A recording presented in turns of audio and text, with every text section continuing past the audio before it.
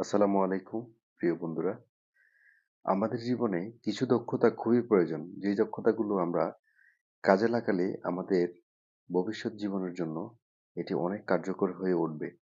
তার মধ্যে হচ্ছে প্রথমত যেটি বলবো, আপনি যেটা মনে করছেন, যা অনুভব করছেন তা প্রকাশ করার ক্ষমতা, শেখার ক্ষমতা। আপনার নিজের মধ্যে অর্থের বিনিয়োগ করা, যেটা করলে আপনি আপনাকে সামনের দিকে এগিয়ে নিয়ে যেতে পারবেন এবং আপনাকে শারীরিকভাবে সুস্থ রাখতে পারবেন।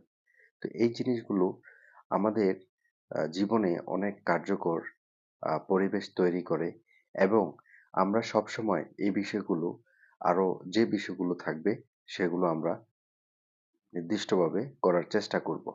এছাড়াও আমাদের জীবনের লক্ষ্য অর্জনের জন্য যে লক্ষ্যমাত্রাগুলো আছে সেগুলোকে সঠিক নিয়মে মেনে চলা।